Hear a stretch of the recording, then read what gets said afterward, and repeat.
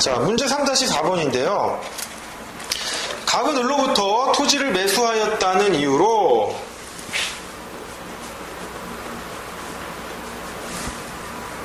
을을 상대로 뭡니까? 소유권 이전 등기 청구 소송을 제기해요. 했는데 어떻게 됩니까? 패소하죠. 패소했어요. 전소해서 패소한 거예요. 갑이. 그 판결이 확정되었다. 양가로 1번. 구 갑이 전소의 변론 종결 전에 을로부터 토지를 증여받았다는 이유로 을을 상대로 소유권 이전 등기 청구 소송을 제기했다면 후소는 위 확정 판결이 기판력에 저촉되는가? 뭐가 문제가 될까요? 소유권 이전 등기 청구 소송 둘 다 동일하네. 소송물은 동일하겠죠. 소유권 이전 등기 청구권이니까, 이전 등기 청구권이니까. 심지어 뭐예요? 변론 종결 전에 증여라는 사유란 말이에요. 그러면 이거 할 때 매매계약에 기한 것뿐만 아니라 증여계약이라고 좀 주장을 하지. 왜 이제 와서? 그런데 대법원 판례가 말소등기 청구권의 경우에는 그 말소등기 사유를 어떻게 봅니까? 아까 보시면 아까 문제 3-1에 양괄호 1번이었죠.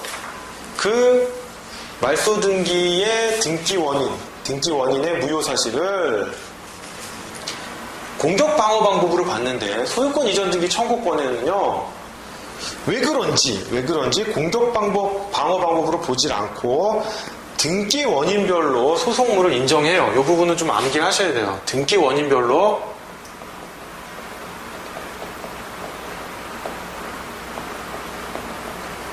소송물을 인정하니까 이 부분은 암기하셔야 됩니다. 그래서 기판력에 저촉되질 않아요. 그럼 양가로 2번입니다. 그 우리 갑을 상대로 위 토지상에 있는 갑소유 건물의 철거를 구하는 소송을 제기하자 갑은 위 소송에서 전소의 변론 종결 전의 날짜에 위 토지에 대한 취득시효가 완성되었으므로 의뢰 청구에 응할 수 없다고 항변하였다면 갑의 항변은 위 확정 판결의 기판력에 저촉되는가? 라는 점이에요. 자, 보시면 처음에 갑이 소유권 이전 등기 청구 소송을 제기하죠. 뭐에 기해서? 첫 번째 전소에서는 매매계약에 기해서 했단 말이에요. 매매계약에 기해서 소유권 이전 등기 청구해 라고 해가지고 결과는 갑 패소예요.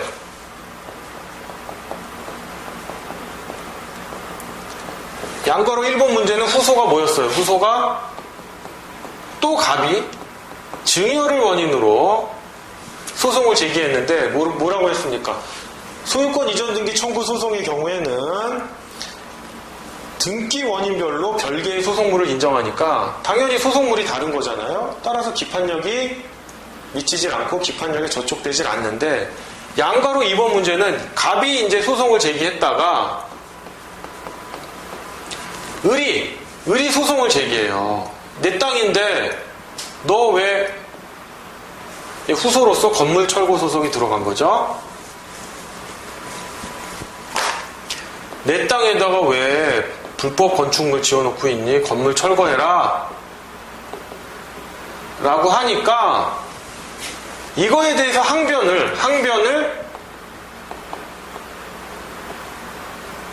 다른 취득시효를 원인으로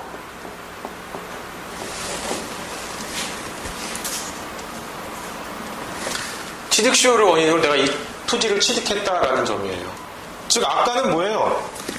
아까는 갑이 패소해서 갑이 또다시 소송을 제기한 거죠. 뭐로?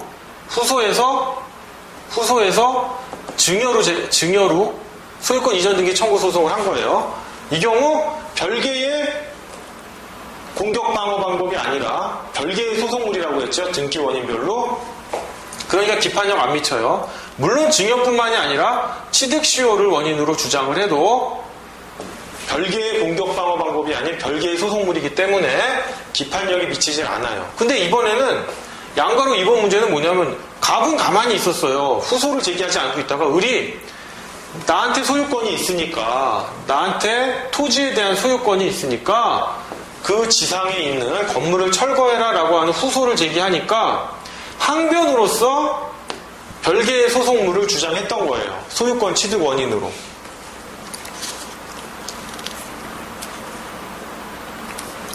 이 경우 마찬가지로 기판력이 저촉되지 않는다라는 점 알아두시면 됩니다.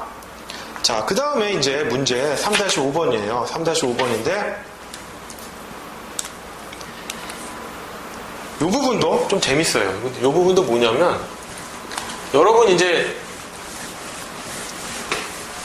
문제는 읽지 않겠습니다. 문제는 별거 아니에요. 그냥 처음에는 임야가 이렇게 있는데 요만큼이 내 거고 이만큼이 네 거니까 이만큼 나한테 이전 등기를 해라 라고 해서 패소했어요. 그러니까 전소에서 갑이 패소를 했는데 이번에는 후소에서 뭘 주장하냐면 갑이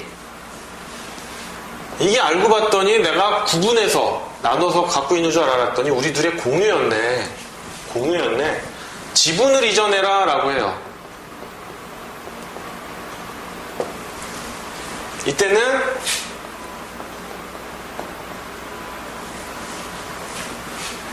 딱 구분이 돼 있었던 거고 이때는 구분이 돼 있던 게 아니라 지분으로 갖고 있었으니까 지분을 이전해라 라고 해요. 이 경우 뭡니까? 청구 취지가 달라서 소송물이 다르다고 보는 거예요. 따라서 전소에서 갑이 패소했더라도 후소에 그 기판력이 미치질 않아요. 즉 후소가 전소의 기판력에 저촉되질 않습니다. 자, 이런 등기부상에 보면요 공유관계인데 이렇게 갑과 을이 실질적으로는 구획을 나누어서 점유 사용하고 있는 경우가 있어요. 이거를 우리가 이제 구분 소유적 공유관계라고 하고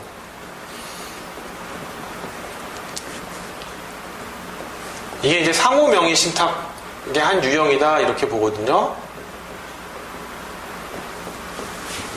이거는 그냥 우리가 FM 가장 기본적인 공유죠. 지분으로 이전해 달라고 하는 거는 이 경우 사실은 갑은 제일 중요한 거는요. 이런 구분 소유적 공유관계라는 확인 판결을 받거나 그냥 공유물 분할 청구를 해서 그 소송에서 구분 소유적으로 공유하고 있다는 거를 증명하면 됩니다. 하여간 요 판례 좀 특이한 판례니까 알아두시고요.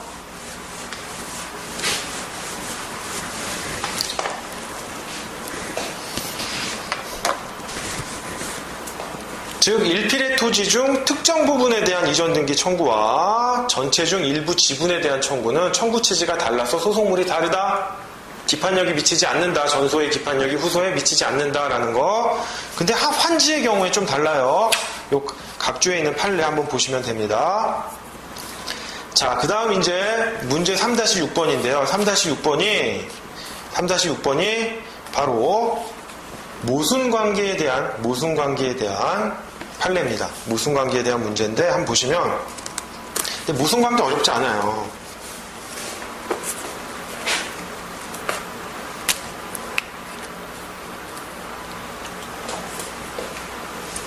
자, 갑은 을로부터 토지를 매수했다라고 주장하면서 을을 상대로 소유권 이전 등기 청구 소송을 해요. 오케이? 그런데 그 원인은 뭡니까? 매매 계약이죠. 그 나한테 이전해라라고 했어요. 그래가지고 승소 판결을 받았어요. 갑이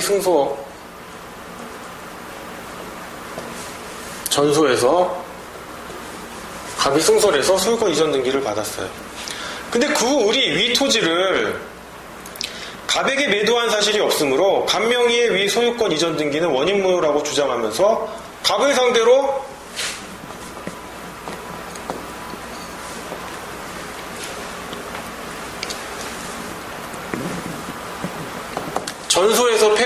전소에서 패소한 피고인 을이 후소에서 원고가 돼가지고 뭡니까? 소유권 이전 등기 말소 청구 소송을 제기해요. 이 경우 기판력이 전소의 기판력이 후소에 미치느냐라는 문제인데요.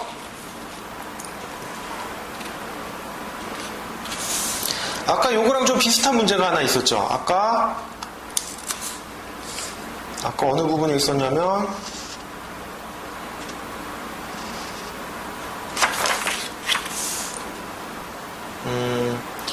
잠시만요. 아까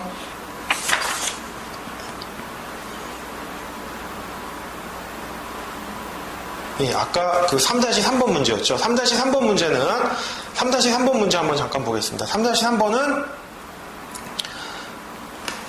아예 그냥 칠판에 적도록 하죠. 3-3은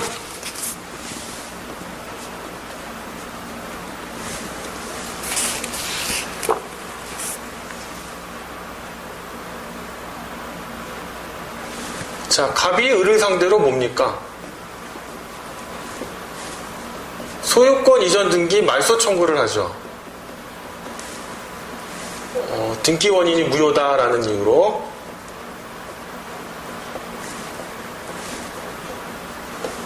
그래서 전소에서 갑이 승소를 해요. 근데 후소에서 을이 뭘 주장합니까? 소유권 이전 등기 청구 소송을 하는 거예요. 이때 원인은 뭐다? 취득시효다. 나는 등기 원인이 무효가 아니다. 사실은 이때 전소에서 주장했었어야 될 내용이에요. 전소에서 주장했었어야 될 내용인데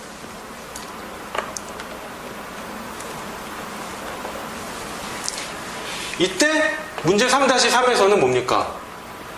이러한 을이 제기한 소송이 전소에서 패소한 피고죠. 전소에서 패소한 피고인 을이 후소에서 원고가 돼가지고 소유권 이전 등기 청구 소송을 제기한 사안에서 기판력, 후소가 전소의 기판력에 저촉되지 않는다고 했었어요. 그죠? 왜?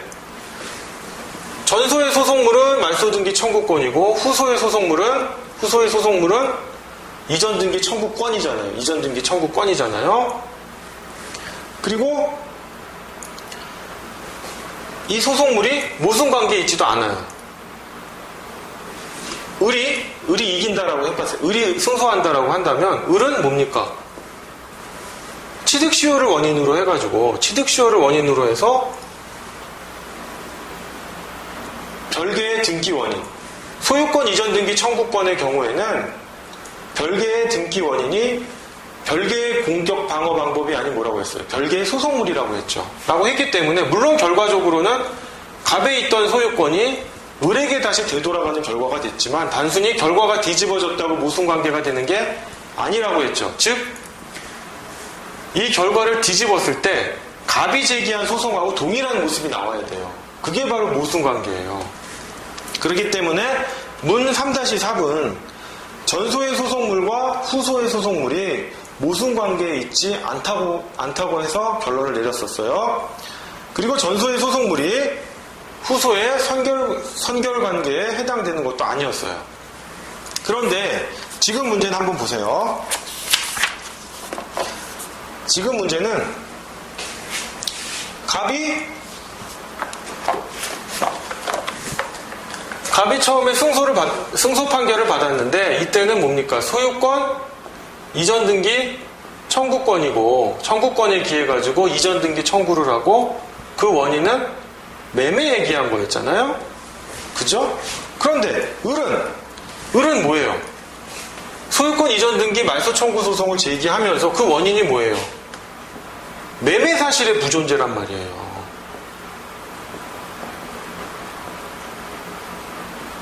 후소에서 원고인 을이 승소를 하면 결과가 뒤집어지는 것뿐만 아니라 뭐예요?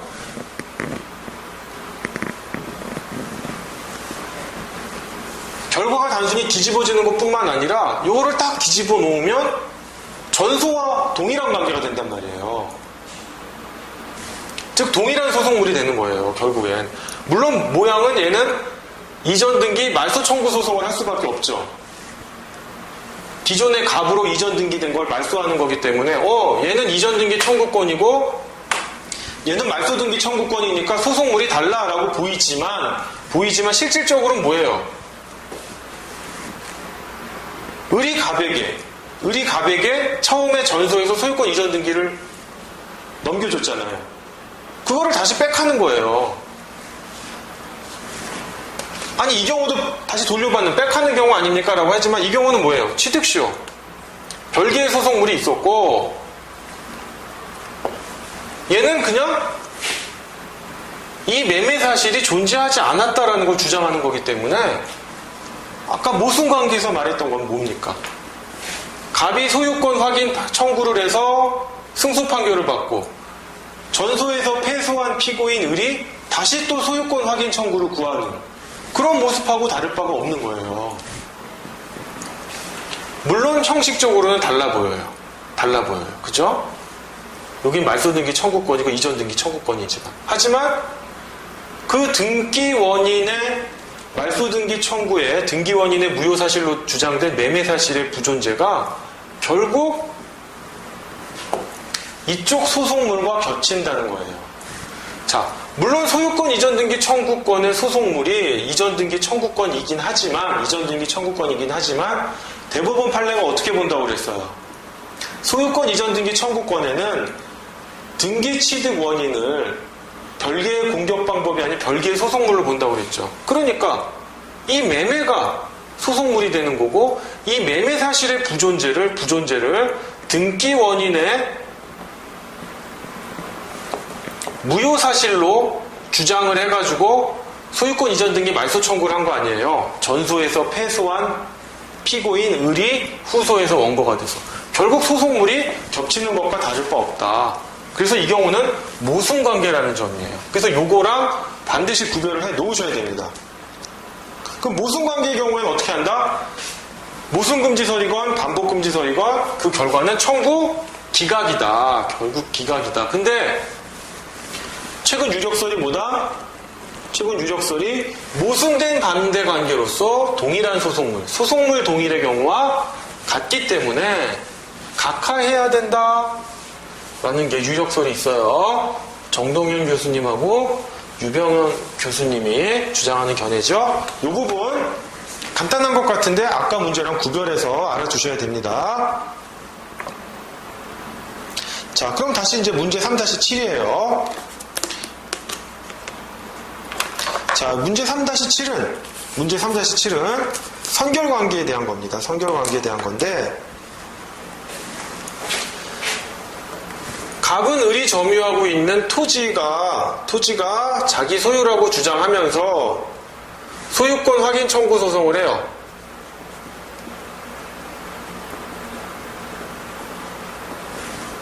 그래서 패소했단 말이죠. 전소에서 갑이 패소합니다. 소유권 확인 청구 소송이에요. 그래서 후소에서 갑이 또 위 토지가 자신의 소유임을 전제로 해서 을을 상대로 그 지상에 세워져 있는 을 소유 건물에 철거 소송을 제기해요. 또 갑이. 그런데 이 건물 철거 소송은 그 전제가 뭐예요? 이 토지가 갑의 소유이니까 을이 그 지상에 세운 건축물은 불법 건축물이다 라는 거잖아요. 즉 이 건물 철거 소송의 전제가 되는 건 토지의 소유권이 갑에게 있다는 건데 이미 이건 뭐예요? 후소는 전소에 소유권 유무를 전제로 하는 거잖아요. 따라서 확정된 전소에 기판력 있는 법률관계가 후소의 소송물은 아니지만 뭡니까? 후소의 선결 문제가 된단 말이에요. 따라서 선결관계로서 기판력이 적용됩니다. 따라서 후소는 전소의 기판력에 저촉되는 거다라는 점, 간단한 문제죠. 자, 그 다음 문제 3-8번인데요. 문제 3-8은 배당에 관한 문제라 그냥 여러분 한번 뭐 보시면 될 거예요. 근데 여러분 배당에 있어서 받는 방법이 두 가지가 있어요. 배당기일에 출석하여 이의를 진술한 다음에 배당 이의소를 제기하는 방법이 있고요. 이때 배당기일에 출석을 못했어요. 못해가지고 배당이 일어났어요. 근데 잘못된 배당이 일어난 거죠.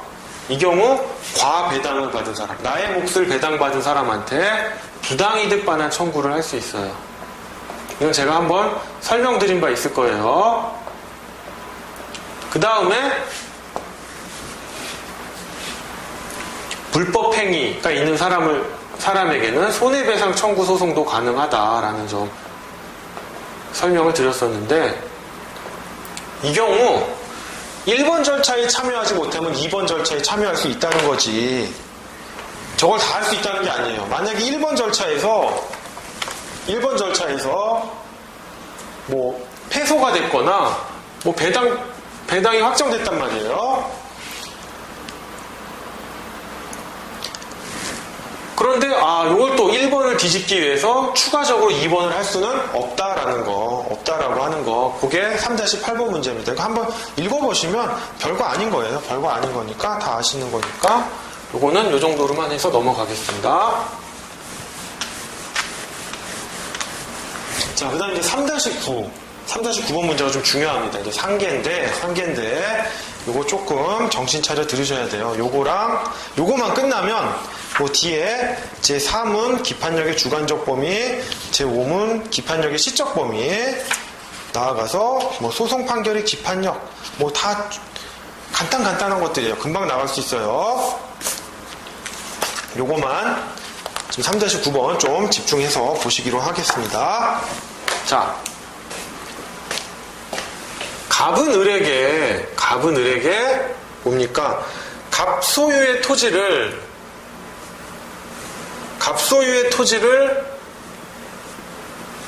두고 토지를 을에게 매도하고 자신은 어떻게 7억 토지대금으로 7억을 받기로 했어요. 더더군다나 무슨 약정을 합니까? 토지상의 건물 철거까지도 해주겠다.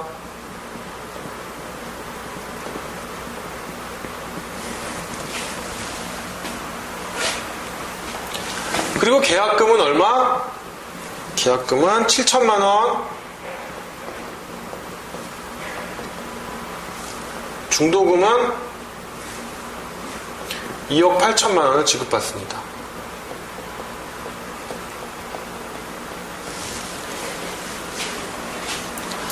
자, 갑은 잔금 지급 기일에 잔금의 이행 제공을 받았으나 잔금 시기까지 위 철거 약정을 이행을 못해요. 그래서 을은 갑의 위 건물 철거 약정 불이행을 이유로 위 매매 계약이 해제되었다고 주장하면서 갑을 상대로 그 해제에 의한 원상회복으로서 을이 소송을 제기합니다. 을의 소송이에요. 계약금, 중도금 반환 소송을 제기하죠. 돌려달라 내 돈.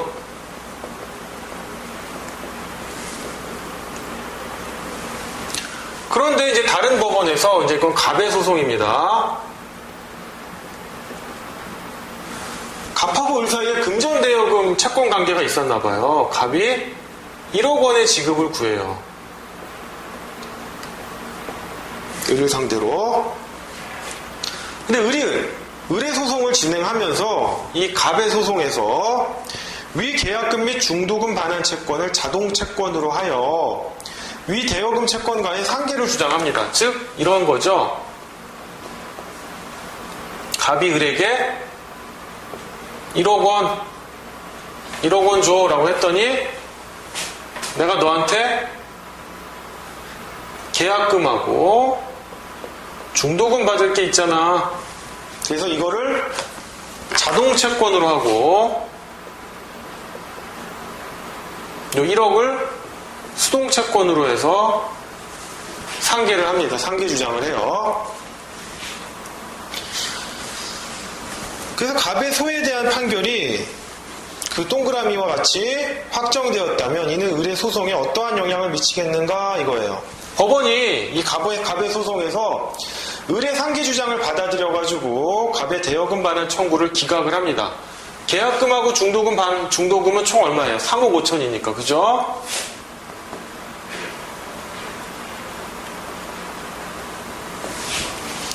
기각을 하면, 그럼 이제 의뢰소송에서는 어떻게 되겠느냐 이거예요. 의뢰소송에서는 뭐다? 2억 5천만 원 한도 내에서만 의뢰 계약금 및 중도금 반환 채권의 존부를 심리 판단할 수 있고요. 상계가 된 부분 얼마입니까? 1억 원. 1억 원에 대해서는 청구 기각 판결을 해야 됩니다. 1억 원은. 1억 원은. 왜냐하면 상계 주장에 대한 판단은요. 소송물인 수동채권의 존부를 정하기 위해 판결의 주문이 아닌 이유 중에서 이루어짐에 불과한데요. 그렇지만 수동채권을 소멸 또는 감액한 자동채권이 후소에서 다시 소송물로 행사되어 이중으로 이익을 부여받는 것을 막기 위해서 상계로 대항한 액수에 한하여 기판력이 발생합니다. 자, 민사소송법 제216조 제2항을 한번 보시겠습니다. 민사소송법 제216조 제2항을 보시면요.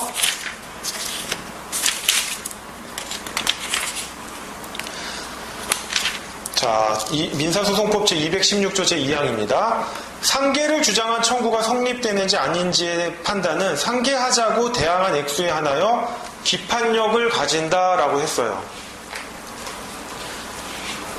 좀 말 그대로 갑의 소송에서 을이 상계를 했단 말이에요. 근데 이 상계를 주장한 청구가 성립되는지 아닌지의 판단은 얼마까지? 상계하자고 대항한 액수, 즉 1억, 3억 5천 중에서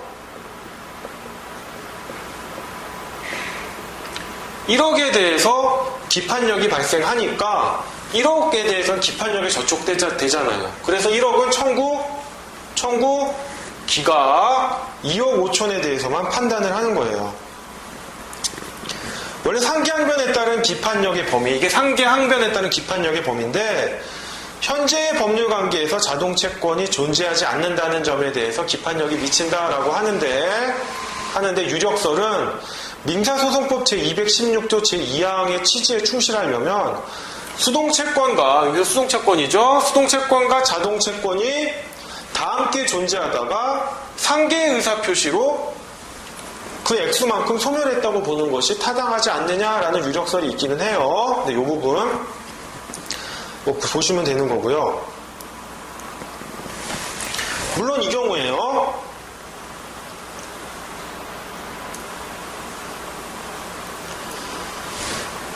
지금 을의 경우에는 뭡니까? 갑이 제기한 소송에서 지금 상계항변을 하고 있는 거잖아요. 근데 이 경우에 이제 별소로 지급을 구하고 있는 채권을 자동채권으로 삼아 상계 주장을 하는 것도 허용되며 중복제소에 해당하지 아니한다라는 말이 있어요. 이게 무슨 말이냐면 만약에 요 의뢰소송 생각하지 말고 갑의 소송만 놓고 볼게요.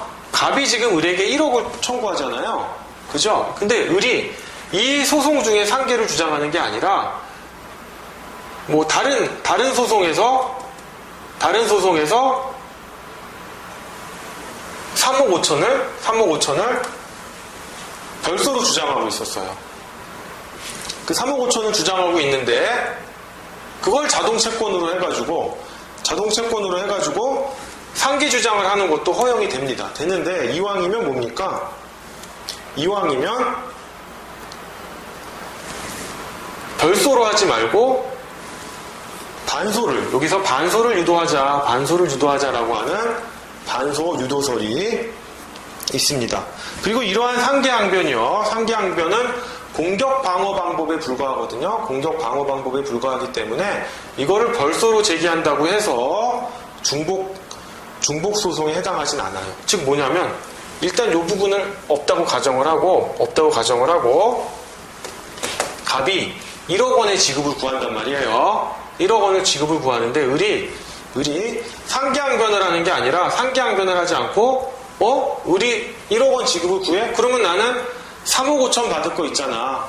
그 3억 5천을 별도 소송으로 제기를 해요.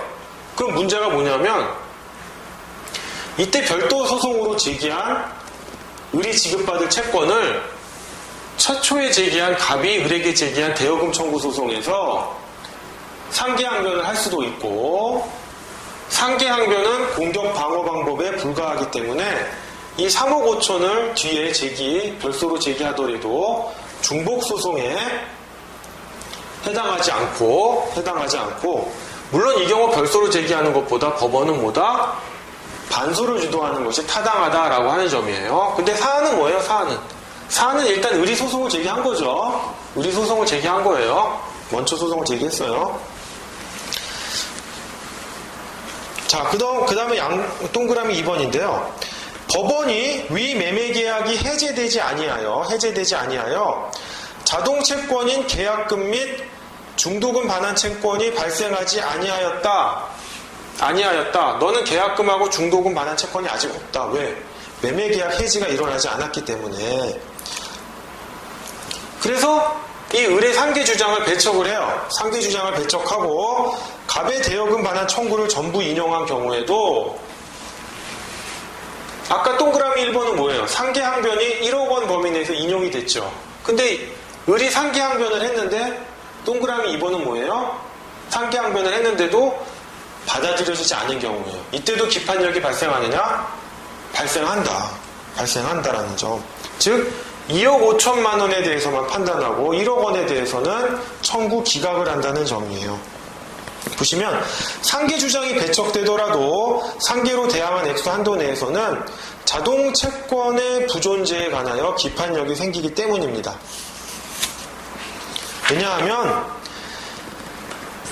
그 자동채권으로 뭔가 이중으로 행사돼가지고 이익을 부여받는 걸 막고자 하는 취지가 있어요. 자, 그 다음 동그라미 3번입니다.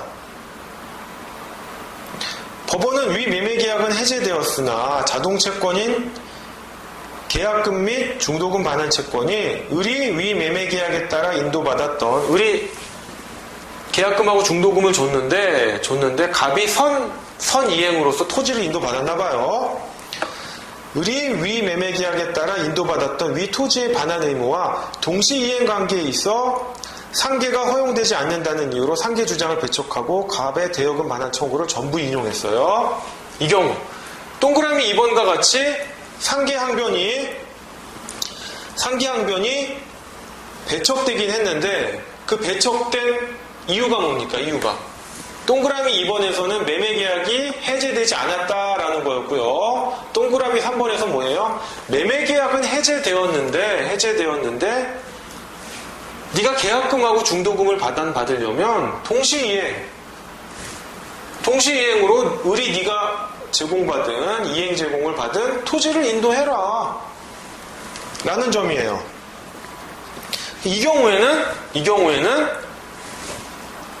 의뢰 소송에 아무런 영향을 미치지 않아서 3억 5천에 대해서 심리 판단을 해줘야 돼요. 왜냐? 뭐가 다르냐? 보시면 상계 주장에 대한 판단의 기판력은 자동채권의 존부에 관하여 실질적인 판단이 이루어진 경우에 하나에 인정이 돼요. 자동채권의 성립은 인정되나 성질상 상계를 허용할 수 없다 하여 상계 주장을 배척한 것은 자동채권의 존부에 관한 실질적인 판단이 이루어진 것이 아니에요. 물론 결론적으로는 상계항변이 배척됐지만 이 상계의 자동채권의 존부에 관하여 실질적인 판단이 이루어진 건 아니에요. 단순히 동시이행의 항변권 때문에 너도 상계할 수 없다라고 한 것뿐이에요. 따라서 상계항변에는 기판력이 발생하는데 기판력이 생기지 않는 경우가 있습니다. 세 가지인데요. 상계항변이 기각이 아니라 각하된 경우, 그 다음 성질상 상계가 허용되지 않는 경우, 그 다음에 상계 부적상을 이유로 배척된 경우에는 상계항변에 기판력이 생기지 않으니까 여기서 상계가 배척됐다 하더라도 이쪽에 영향을 미치지 않아요. 기판력이 생기지 않기 때문에 3억 5천에 대해서 심리 판단을 할 수가 있는 겁니다. 요 부분 아주 중요합니다. 자동 채권의 존부에 관한 실질적인 판단이 이루어지지를 않았어요.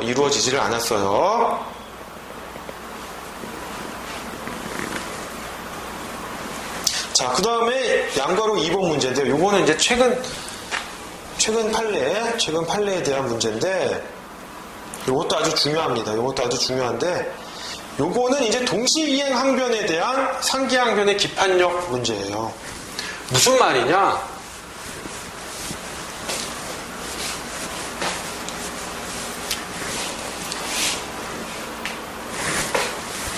이 문제를 뭐 읽지는 않겠어요. 읽지는 않겠는데, 지금 아까 문제는 뭐예요? 아까 문제는 상계항변을 했는데, 동그라미 3번이죠. 상계항변을 했는데 동시이행의 항변이 들어가서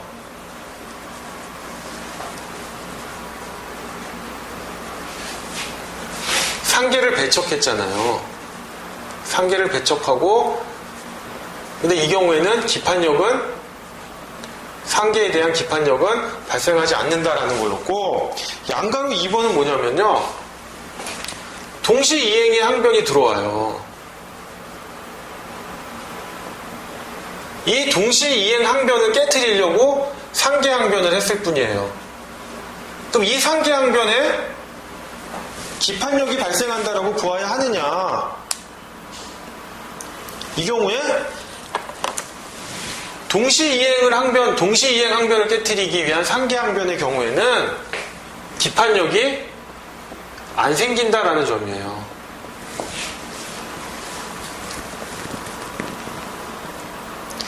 이 부분에 대해서 답을 보시면, 상계 주장의 대상이 된 수동채권이 동시이행 항변에 행사된 채권인 경우에는 그 채권의 존부나 범위에 관한 판결 이유 중의 판단에 기판력이 미치지 아니하여 그 채권을 소송물로서 심판되는 소부채권과 실질적으로 동일한 것으로 볼 수 없으므로 상계 주장에 관한 판단에 기판력이 인정되지 않는다라는 점이에요. 요 각주에 적어놓은 판례를 한번 읽어보시면, 만약 그렇게 해석하지 않으면 동시이행 항변이 상대방의 상계의 재항변에 의하여 배척되면 그 동시이행 항변에 행사된 채권을 소송상 행사할 수 없게 되어 동시이행 항변에 행사된 채권의 존부나 범위에 관한 판결 이유 중의 판단에 기판력이 미치는 결과가 되기 때문이다. 결국 전소에서 동시이행 항변에 대한 상계의 재항변이 있었던 경우에는 동시이행 항변에 행사된 채권과 자동채권 모두 후소에서 기판력의 저촉됨이 없이 다시 주장할 수 있다, 이겁니다. 즉 동시이행 항변을 한단 말이에요. 뭐 이런 경우라고 볼 수 있겠죠. 갑이 을에게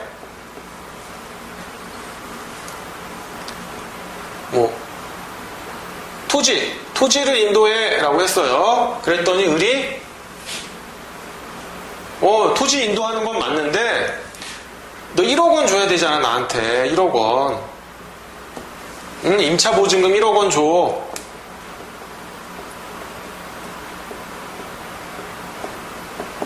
동시이행의 항변을 한 거예요.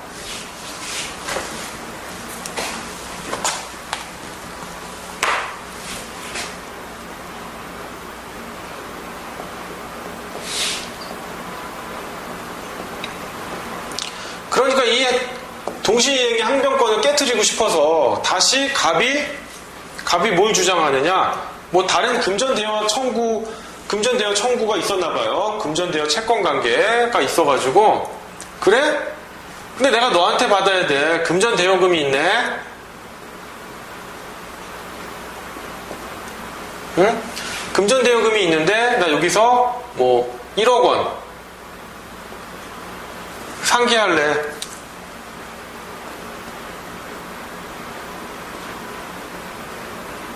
상계항변을 하면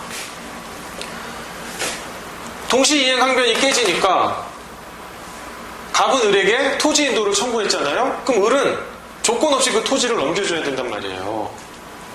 그것까지는 오케이예요. 근데 문제는 뭐냐면 이 상계항변에다가 기판력을 인정해버리면 이 1억 원은 자동채권이죠. 자동채권이란 말이에요. 그럼 수동채권은 뭡니까? 뭐 임차보증금 1억 원, 갑이 갖고 있는 요게 수동채권이 되겠죠. 이 수동채권도 기판력이 발생해가지고 행사를 못하게 되는 거예요. 행사를 못하게 돼요. 물론 뭐 상계가 인용이 됐는지 또는 인용이 안 됐든지 기판력이 발생한다라고 한다면 졸지의 갑은 동시이행 항변으로 주장을 했다가 죄송합니다. 제가 지금 반대로 설명했네요. 자, 지금 의리네요. 죄송해요. 갑이 을에게 지금 토지를 인도하라라고 청구를 했죠. 청구를 했는데 을이 토지 인도하는 건 맞는데 내가 임차보증금 1억 원 받을 게 있어 라고 동시이행에 항변을 했잖아요. 항변을 했는데 갑이 또다시 재항변으로 뭐 소비대차 계약에 기한 금전대여금 청구권이 있었나봐요. 1억 원을 상계항변을 하면 상계항변이 인용되면 뭐 임차보증금하고 금전대여금 채권이 동일한 상계적상의 범위 내에서 소멸하겠죠. 또는 상계가 인용 안 된다면 각 채권은 살아있겠죠. 근데 뭡니까? 이 상계항변에 기판력이 발생하면 을 입장에서는 이 갑의 토지 인도를 일시적으로 유예하기 위해서 동시이행의 항변을 행사했을 뿐인데 갑의 상계항변으로 인해서 나의 수동채권, 을이 갖고 있는 이 수동채권, 임차보증금 1억 원을 소송상 행사할 수 없게 되는 결과가 발생해요. 더더군다나 동시이행의 항변에 행사된 채권의 존부나 범위에 관한 판결 이유 중에 판단에는 기판력이 미치질 않는데 이렇게 상계항변의 기판력을 인정해주면 이런 경우에죠. 동시이행 항변에 재항변으로 상계항변이 인용된 경우에 상계항변의 기판력을 인정하면 마치 동시이행 항변에 행사된 채권의 존부나 범위, 즉 동시이행의 항변에 행사된 채권은 이 수동채권을 말하죠. 이 수동채권의 존부나 범위에 관한 판결 이유 중에 판단에 기판력이 미치는 결과가 발생을 해요. 그러니까 이게 불합리하다는 거죠. 따라서 이 경우 동시이행의 항변에 행사된 수동채권뿐만 아니라 상계항변에 행사된 자동채권 모두 기판력이 발생하지 않아서 후소에서 다 주장할 수 있다는 거예요. 이 부분, 즉 동시이행 항변이 행사되고 동시이행 항변을 막기 위한 상계항변이 이루어진 경우에는 기판력이 발생하지 않는다. 오케이?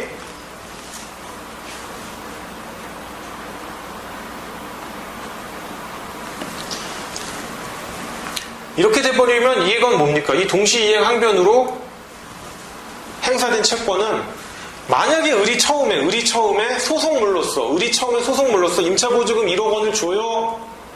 1억 원을 줘요라고 했는데 상계항변이 들어왔다면 그 금전 임차보증금 1억 원에 대한 청구는 소송물이잖아요. 이 경우에는 상계항변의 기판력을 인정해도 문제가 없는데 이 경우는 뭐예요?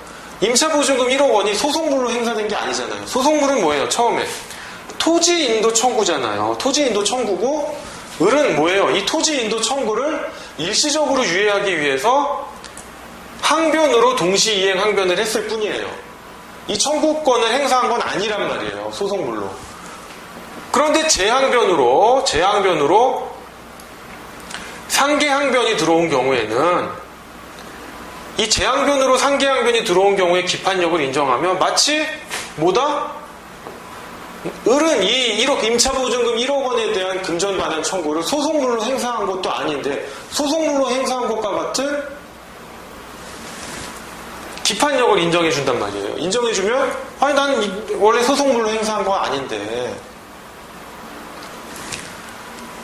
이런 모순이 발생하기 때문에 기판력을 인정해주지 않는다는 거예요. 근데 만약에 을이 뭐 이런 관계가 아니라 애초부터 임차보증금 1억 원에 대한 반환 청구를 했다든가 뭐 또는 갑과 을 사이에 뭐 금전 소비 대차 계약이 있어가지고 을이 그 금전 대여금의 반환을 청구했다라면 소송물로서 청구했는데 항변으로 상계항변이 들어왔다면 그 상계항변은 당연히 기판력이 미치겠죠.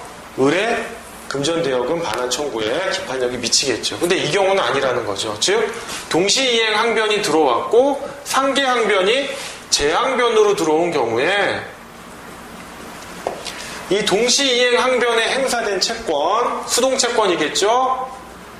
수동채권, 그 다음에 상계항변에 행사된 자동채권 모두 기판력이 미치질 않는다. 라는 점이에요. 이 부분 좀 구별하셔야 돼요. 그 다음, 이 경우에도 기판력이 미치지 않는데 이 경우는 뭡니까? 상계항변이 일단 항변으로 들어왔어요. 그리고 동시이행 항변이 재항변으로 들어왔는데 이 경우에 상계가 배척됐다면 이 경우는 기판력이 미치지 않는데 왜 미치지 않느냐? 이 경우에는 뭐다? 자동채권, 상계항변에 행사된 자동채권이 자동채권의 존부에 관한 실질적인 판단이 이루어지지 않았기 때문이에요. 그래서 이 경우에는 원래 상계항변에는 기판력이 생기는데 예외적으로 기판력이 생기지 않는 경우 자동채권의 존부에 관한 실질적인 판단이 이루어지지 않았고 이 경우는 뭐다? 이 경우는 이 동시이행이 항변에 행사된 채권이 소송물로서 심판되는 소구채권과 실질적으로 동일한 걸로 볼 수 없기 때문에 그렇고 만약에 여기다가 기판력을 인정한다면 판결 이유 중에 판단에 기판력을 인정하는 거랑 동일한 결과가 되기 때문에 모순이 된다라는 점. 각각의 경우 상계항변의 기판력이 인정되지 않지만 그 원인, 이유가 다르다는 점 확실히 숙지하시기 바랍니다. 이래가지고 제3문 가장 어려운 부분을 마쳤고요. 제4문 기판력의 주관적 범위입니다. 기판력의 주관적 범위는 아마 채권자 대위권이라든지 기타 부분에서 제가 좀 설명을 드렸어요. 기판력의 주관적 범위는요, 결국 당사자한테 미치죠, 기판력은. 근데 예외가 있었죠.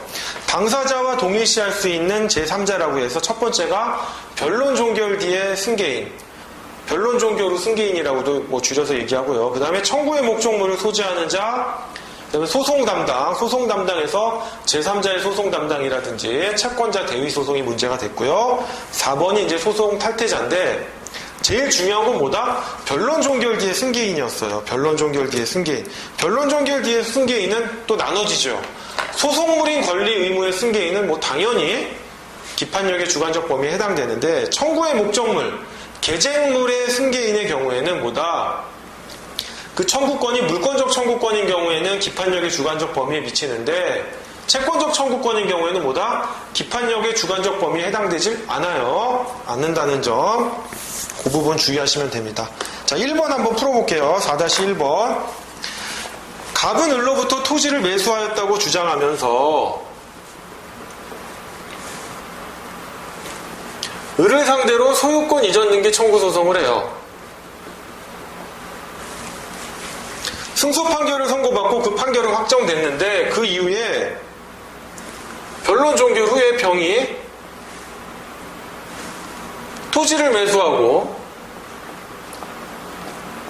이전 등기를 격려해요. 변론 종결 전에 했다면 병을 이 소송에 참가 승계시키거나 인수 승계시키면 돼요. 되는데 뭡니까? 변론 종결 후에 했단 말이에요. 그럼 기판력이 미치겠느냐?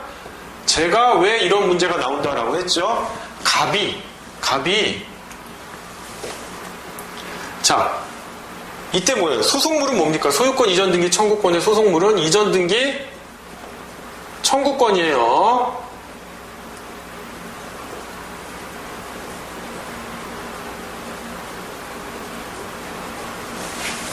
이전 등기 청구권이에요.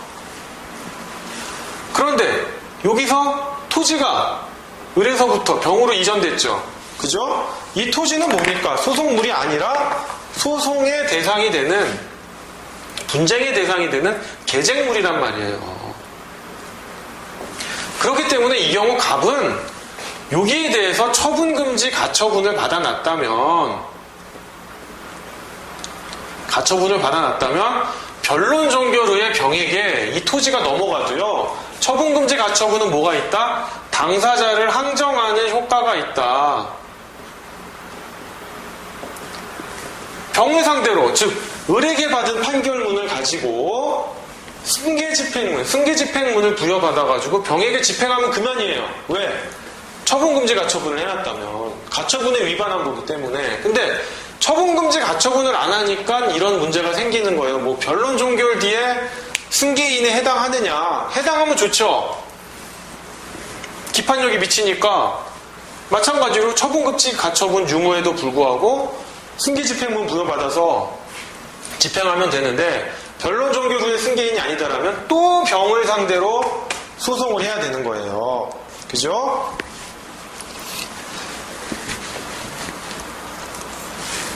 자, 사안에서 구갑은 을과 병 사이의 위 매매 계약이 무효임을 이유로 병을 상대로 을을 대위하여 병 명의의 소유권 이전 등기 말소를 구하는 소를 제기하였다면 후소는 위 확정 판결의 기판력에 저촉되는가? 저촉되지 않죠. 왜?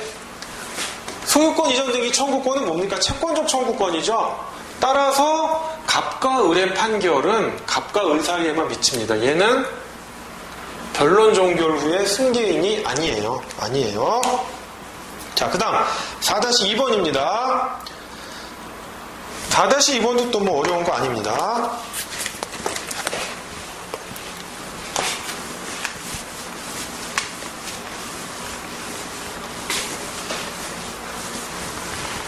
(4-2번은요) 토지에 관한 소유권 이전 등기 명의가 갑에서 을로 명의가 이전됐어요. 이전된 사안에서 갑은 을 명의의 소유권 이전 등기가 원인무효라고 하는 이유로 소유권 말소 등기 청구를 소송을 제기해서 뭡니까? 승소 확정 판결을 받죠?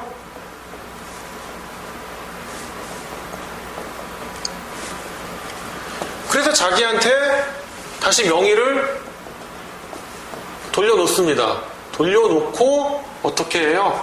병에게 소유권 이전 등기를 맞춰주었는데 그 후 을이 병명의의 소유권 이전 등기가 원인무효라는 이유로 소유권에 기하여 병을 상대로 진정명의 회복을 위한 소유권 이전 등기 청구 소송을 제기했어요. 그렇죠?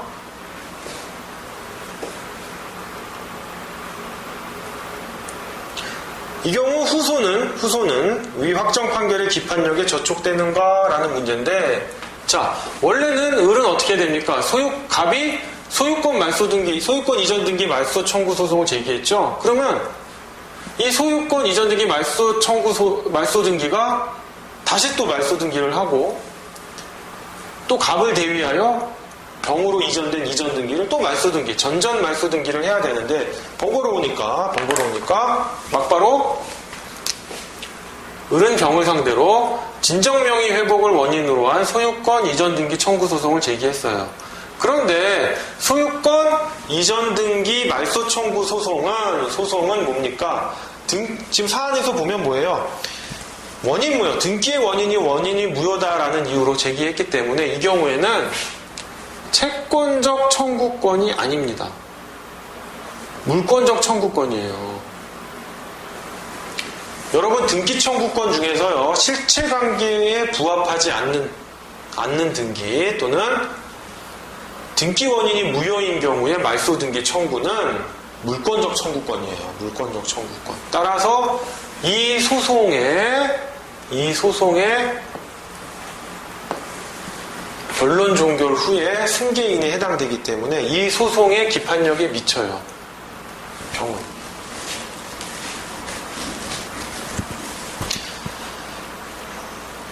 그런데 이 진정명의 회복을 원인으로 한 건 또 뭡니까? 무슨 취득시효라든지 매매계약이라든지 그런 걸 원인으로 한 게 아니라 다시 뭐예요? 원인이. 등기 원인이 또 무효라네요. 병명의 등기 원인이 무효다라고 해가지고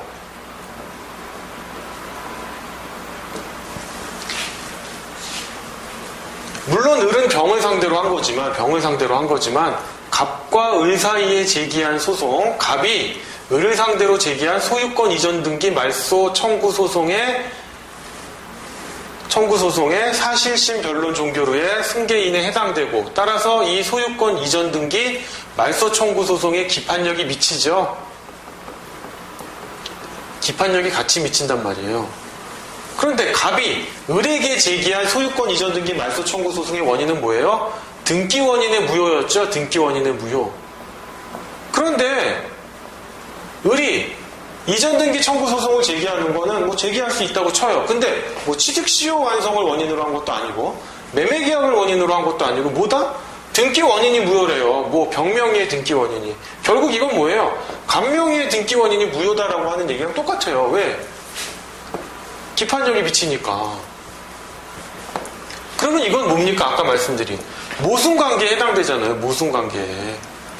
결과가 뒤집어지는 게 아니라, 을이 승소하면 결과가 뒤집어지는 게 아니라 갑이 을에게 제기한 소송이 거꾸로 되는 모습하고 똑같이 나온단 말이에요.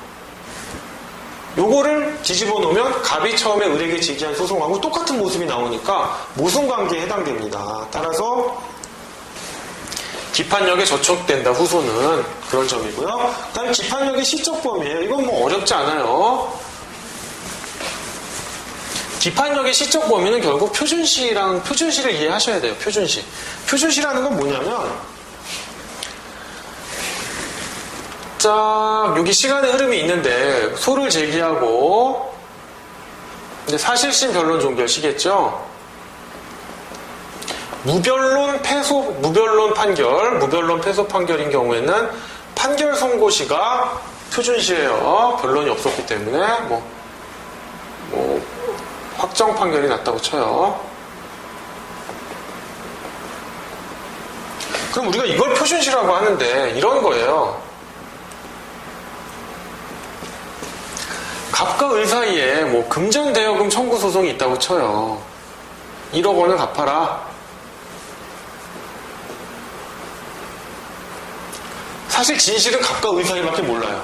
진짜로 금전대여를 했는지 안 했는지, 금전대여를 했지만 을이 나중에 변제를 했는지, 갑이 면제를 해줬는지 아무도 몰라요. 단둘이밖에 몰라요. 진실은. 그런데 갑과 을의 진술에 왔다 갔다 하면 안 되잖아요. 뭔가 확정을 져줘야 되잖아요. 만약에 여기서 확정 판결이 나왔어요. 갑 승소, 금전대여금 청구권,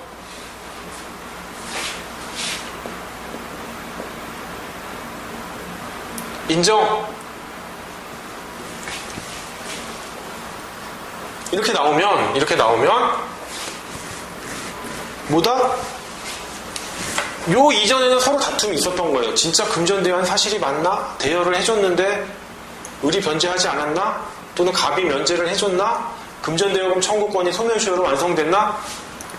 이제 논란은 종집으로 찍었어요. 금전대여금 청구권이 딱 인정되는 순간 이 표준시 이후에는요, 뭐다? 금전대여금 청구권이 있는 거예요. 있다는 전제하에서 움직이는 거예요.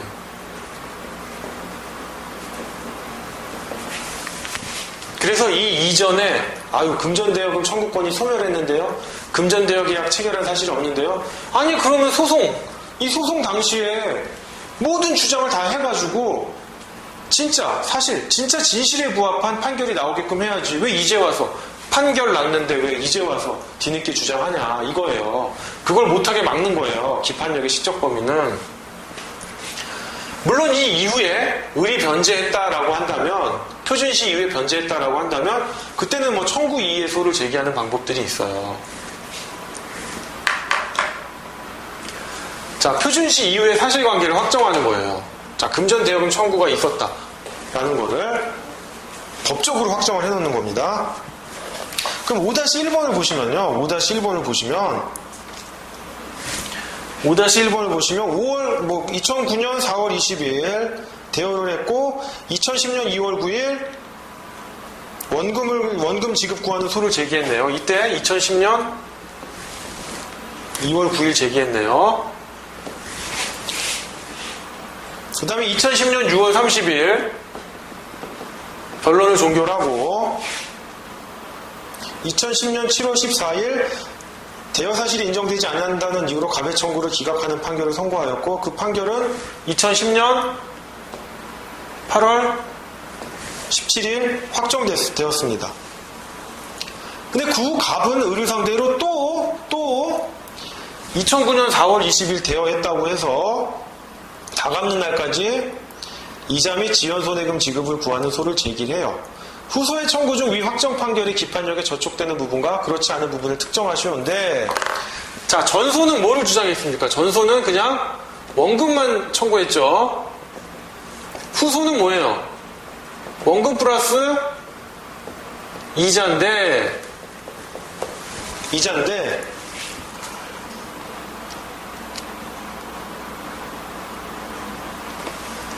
이 원금에 대해서는 뭡니까?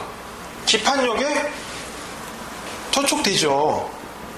확정 판결의 기판력에 저촉됩니다. 그러면 요거는 기판력에 저촉되고 이자는 좀 나눠서 보셔야 돼요. 이자는요,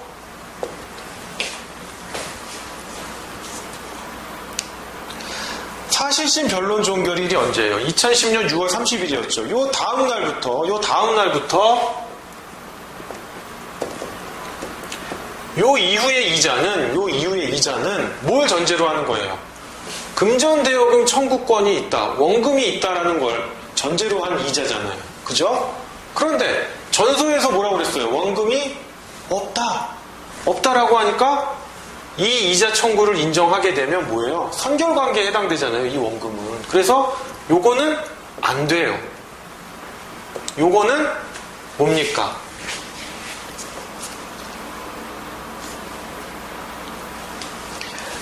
대여한 날짜, 금전을 대여했다고 주장한 날짜가 언제죠? 2009년 4월 20일이죠. 요때부터 여기까지 이자 청구, 물론 받아들여지기는 쉽지 않을 거예요. 결론에선 질 확률이 높아요. 근데 결론에서 질 확률이 높은 거랑 기판력에 저촉되는 거랑은 다른 거잖아요. 결론에서 받아들여지지 않는 거는 일단 분한 판결까지 나가는 거니까. 이 부분이 기판력에 저촉되느냐 안 되느냐랑 분한 판결에서 지느냐 안 지냐는 거는 다른 문제거든요. 요거는 이 이자 청구는 뭐예요? 기판력에 저촉되질 않아요. 왜? 요 기간에 대해서는 금전대여금 청구권이 있는지 없는지, 즉 원금이 있는지 없는지 여부에 대한 판단이 없었기 때문에, 물론 여기서 원금이 없다라고 판단이 내려졌기 때문에 여기서도 원금이 없을 확률이 높아요. 따라서 선결관계이기 때문에, 이 이자 발생의 선결관계이기 때문에 기판력에 저촉되는 게 아니라 패소할 확률이 높지만 요 부분에 대해서 요 기간까지는 원금에 대한, 즉 금전대여금 청구권의 존부에 대한 판단이 없어요. 없기 때문에 이 이자 청구는, 이것을 전제로 한 이자 청구는 기판력에 저촉되는 건 아니에요. 그 부분 주의하시면 됩니다. 그럼 문제 5-2는요, 표준시 이후에 생긴 사유예요. 표준시 이후에 생긴 사유 보시면,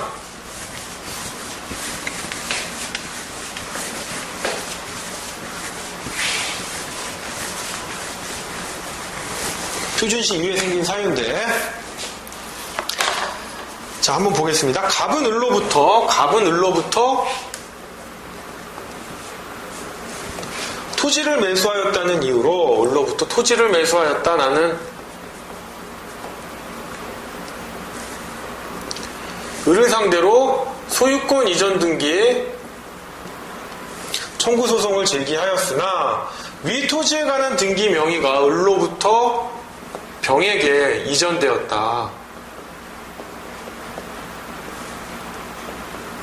그래서 을의 갑에 대한 소유권 이전 등기 의무가 이행불능이다라는 이유로 패소 판결을 받아 그 판결이 확정되었습니다. 그런데 그 을은 병을 상대로 위 토지에 관한 소유권 이전 등기의 말소를 구하는 소를 제기하여 승소 판결을 받아 등기 명의를 회복했어요. 그래가지고 갑이 또다시 을을 상대로 소유권 이전 등기 청구 소송을 제기했어요. 그럼 이런 갑의 후소는 확정 판결의 기판력에 저촉되느냐? 자, 첫 번째, 을을 상대로 소유권 이전 등기 청구 소송을 제기했는데 토지 명의가 병에게 넘어가 버렸단 말이에요. 넘어가니까 뭡니까?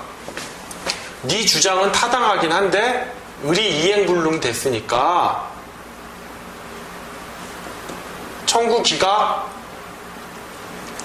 즉 패소 판결이 난 거죠. 물론 뭐 이행불능에 따른 전부 배상을 받았는 건 변론으로 하는 거예요.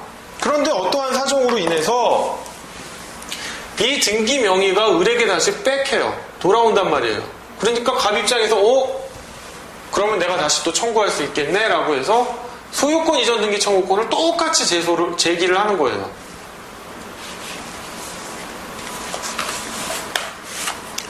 그런데 이거는 뭡니까? 전소에서 이제 패소 확정 판결을 받았겠죠. 그리고 사실심 변론 종결일이 있었을 거예요. 우리가 흔히 말하는 표준시라고 하는. 자, 패소 확정 판결을 받았기 때문에 갑은 뭐예요? 이제 표준시 이전에 존재하는 사유를 주장해서는 안 되는 거죠. 이때 사유를 주장하는 건 안 돼요. 왜? 첫 번째 소송에서 다 주장을 해라. 안 하면 그거 네 잘못이다. 설령 그게 진정한 사실관계에 부합한다 하더라도 법원으로서는 어쩔 수 없다. 네가 주장 안 하면 우린 그릇된 판단을 할 수밖에 없고 그 그릇된 판단이 진실인 거다. 라고 나가는 거예요. 그래서 첫 번째 소송에서 모두 주장을 해야 돼요. 주장을 안 해서 진실과 다른 판결이 내려지더라도 어쩔 수 없어요. 그런데 을 명의로 소유권이 회복이 됐잖아요. 이거는 뭐예요? 표준시 이전에 존재하는 사유예요? 아니에요. 표준시 이후에 발생한 법률관계란 말이에요. 표준시 이후에 발생한. 그러니까 이 경우에는 갑이 동일한 소송을 제기해도 기판력에 저촉되지 않는 겁니다.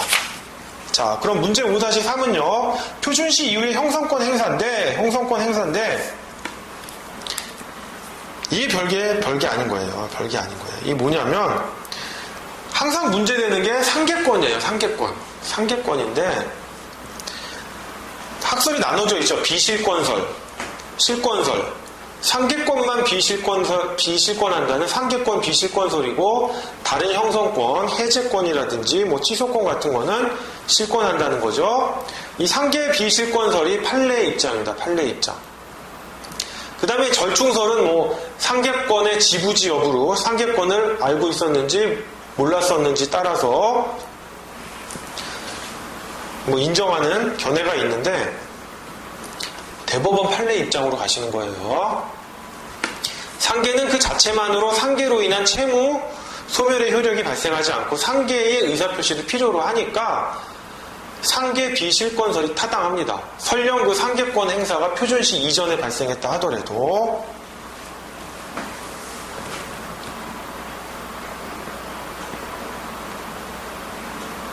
자, 보시면요. 문제 5-3입니다. 문제 5-3은 보시면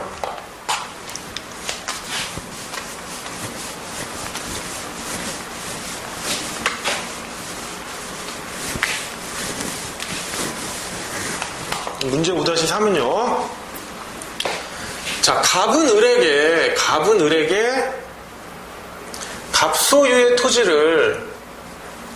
토지를 매도하기로 약정을 하고 토지를 넘겨주기로 하고 을로부터 뭡니까? 계약금하고 중도금을 받았죠. 중도금을 받았단 말이에요.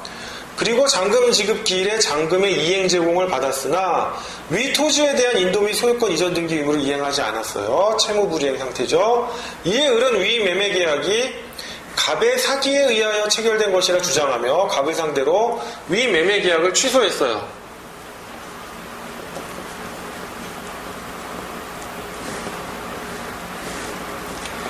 그리고 계약금 및 중도금 반환을 구하는 소를 제기했습니다. 그런데 법원은 갑의 사기 사실을 인정할 증거가 없다는 이유로 의뢰 청구를 뭐합니까? 기각하죠. 기각하고 패소 확정이 됩니다. 근데 그 을이 갑의 인도 및 소유권 이전 등기 의무 불이행을 이유로 위 매매 계약이 해제되었다고 주장하면서 갑을 상대로 위 해제에 따른 원상회복으로서 위 계약금 및 중도금의 반환을 구하는 소를 제기해요. 그럼 후소는 위 확정 판결의 기판력에 저촉되는가라는 건데, 자, 첫 번째는 뭐예요? 매매 계약이 취소되었다. 따라서 취소 효과는 뭐죠? 원상회복으로서 부당이득 반환의 법리에 따라 원상회복이 일어나는데, 그래서 계약금 및 중도금 반환 청구 소송을 제기한 거예요. 그 원인은 뭐다? 매매 계약의 취소다. 그런데 만약에 해제 사유도 있었다라고 한다면 갑의 인도 및 소유권 이전 등기 의무 불이행을 이유로 한 위 매매 계약이 해제되었다라고 한다면 이때 당시 해제권을 또 행사해야지. 취소 플러스 해제를 이유로 또 원상회복으로서 계약금 및 중도금 반환을 구해야지. 왜 일본 소송에서 지니까 패소 확정 판결이 났는데 또 해제를 원인으로 계약금 및 중도금 반환 청구 소송을 제기하느냐라는 거예요. 즉 취소랑 해제는 독립된 공격 방어 방법에 불과한 겁니다.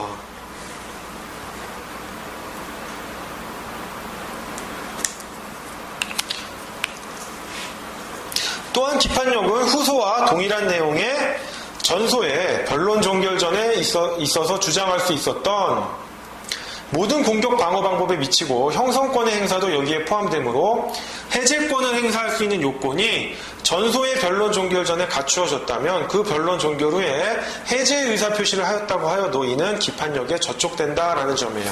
뭐냐면 자, 확정 판결이 났었죠. 전소에 패소 확정 판결이 났어요. 여기는 표준시, 즉 변론 종결일이겠죠. 근데 이제 소 제기를 했는데 이때 소 제기 원인이 뭐였어요? 취소였단 말이에요. 그러다가 확정 판결이 났으니까 졌네. 그럼 두 번째는 뭐다? 해제를 해야지라고 했어요. 근데 이 해제 사유는 뭐예요? 해제 사유는 이미 표준시 이전에 해제 사유가 있잖아요. 물론 표준시 이후에 해제 사유가 있다면 이건 기판력에 저촉되지 않겠죠. 표준시 이후에 새로 생긴 법률 관계니까. 근데 해제가 표준시 이전에 있었다면 너는 같이 행사했었어야지. 공격 방어 방법에 불과한데. 그러면 반대로 이런 주장을 할 수 있겠죠. 아니 해제는 결국 해제 의사표시를 해야지 되는 거 아니에요? 그러니까 표준시 이전에 있어도 뭐 무방한 거 아니에요? 라고 하지만 아니다. 표준시 이전에 이미 형성권이 발생했다면 그 의사표시 유무에도 불구하고 표준시 이전에 생긴 형성권은 확정 판결이 난 뒤에 추가로 주장할 수 없다는 거예요. 주장하면 확정 판결의 기판력에 저촉된다는 거예요. 근데 이러한 취소나 해제와 같은 형성권 말고 상계 사유가 여기 있었다. 표준시 이전에 있었다라고 하면 상계는 실권이 안 된다라고 봐요. 상계는. 확정 판결이 났고 표준시 이전에 상계 사유가 발생했고 이때 상계 항변을 하지 않았다면 실권되지 않는다. 특이하죠. 취소, 해제 이런 거 표준시 이전에 발생한 형성권을 행사하지 않으면 이 확정 판결에 의해서 실효돼요. 실권이 된단 말이에요. 근데 상계만 실권이 안 된다라고 봅니다. 이 부분 좀 주의하시면 돼요.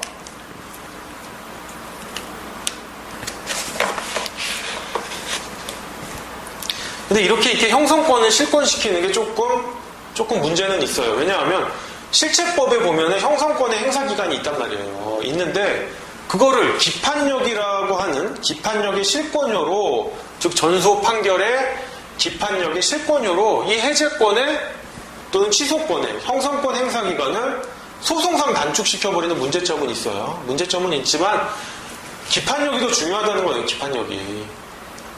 법적 안정성 및 당사자의 결차권 보장을 위해서. 근데 다만 상계만 실권이 안 된다. 표준시 이전이라 하더라도 그런 겁니다. 자, 문제 5-4는요. 어음에 관한 건데 변론 종결일 이전에 백지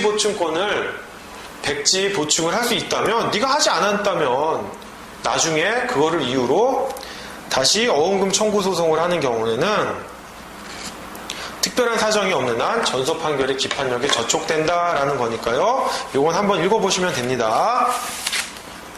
자, 5-5번은 이제 뭡니까? 지상물 매수 청구권에 관한 거예요. 지상물 매수 청구권. 제가 임대차 할 때 지상물 매수 청구권 설명드렸죠? 지상물 매수 청구권은 뭐다? 확정 판결의 기판력에 미치지 않는다는 거예요. 따라서 그 다음에 또 지상물 매수 청구권은 별소로 제기할 수도 있고 1심에서 주장했다가 그거를 철회해요. 철회하다가 다시 항소심에서 다시 주장하는 것도 무방하다라는 제가 3가지 판례를 나열한 바 있죠. 그 부분입니다. 바로 그냥 결론 읽어드릴게요.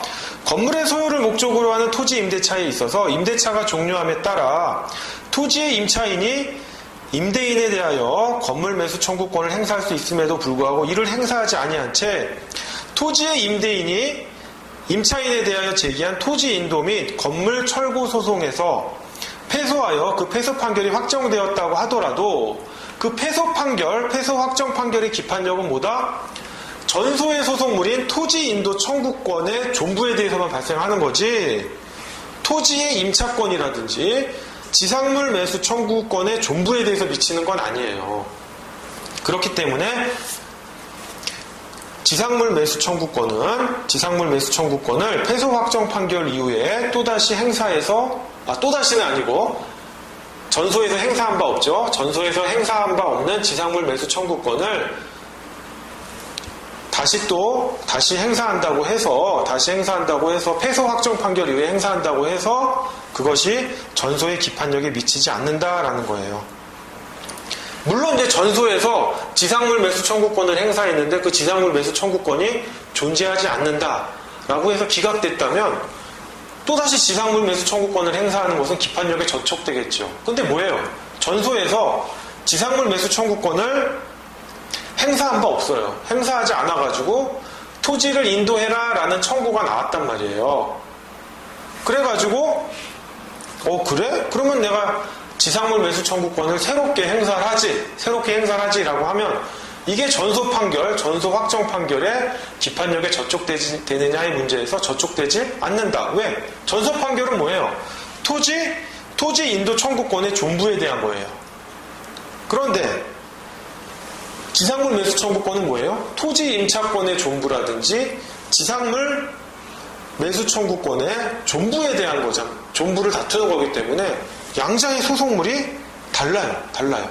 그리고 전소 판결의 기판력이 여기에도 미치질 않기 때문에 지상물 매수 청구는 토지 인도 청구 소송에서 패소 확정되었다 하더라도 새롭게 제기할 수가 있다라는 점. 주의할 건 뭐다? 지상물 매수 청구를 전소에서도 행사했는데 패소했다, 기각됐다라고 하면 후소에선 당연히 안 되는 거죠. 그건 당연한 거죠. 제가 임대차에서 지상물 매수 청구권 설명드릴 때 그 적극적 성명 관련된 부분도 한번 기억을 하시기 바랍니다. 자, 제6문은 이제 소송 판결의 기판력인데 아무것도 어려울 게 없어요. 즉 뭐다? 소송 판결의 6-1번인데요. 소송 판결의 기판력은 그 판결에서 확정한 소송 요건의 흠결에 대해서 발생하는 거예요. 즉 을과의 관계에서 정소 확정 판결의 기판력은 소송 요건인 피보전 채권의 흠결, 즉 갑과의 매매에 기한 소유권 이전 등기 청구권의 부존재에 관하여만 미치고 을의 소유권 자체에 대해서는 미치질 않아요. 미치질 않기 때문에 을의 소유권을 부인할 수가 있습니다. 그리고 소송 판결은 소송 요건의 흠결에 관하여만 기판력이 발생하기 때문에 그 흠결을 보완하면 다시 또 소송을 제기해도 기판력에 저촉되는 게 아니에요.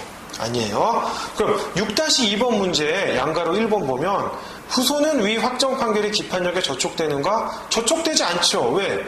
소송 판결의 기판력은 각하의 이유가 된 소송 요건의 흠결에 관하여만 발생하므로 당사자가 그러한 소송 요건의 흠결을 보완해서 다시 소를 제기하면 그 기판력에 제한을 받지 않습니다. 그 다음 양가로 2번은 후소의 법원은 다시 갑종중은 실제하지 아니하는 종중으로서 당사자 능력이 없다는 이유로 소각각 판결을 할 수 있는가? 예, 또다시 판결을 할 수 있죠. 왜? 소송 판결의 기판력은 각하의 이유로 된 소송 요건의 흠결에 관해서만 발생하기 때문에 다른 또 소송 요건의 흠결이 발생했다 이거예요. 다른 소송 요건? 그러면 그 요건 흠결을 이유로 또다시 각하할 수 있는 거예요. 그러면 전소 각하 판결의 기판력에 저촉되지 않는가? 저촉되지 않는다. 왜? 전소에서 각하된 소송 요건 흠결 있잖아요. 거기에만 기판력이 발생하기 때문이에요. 전소에서는 뭐다? 대표권 흠결에 관해서만 판단했죠.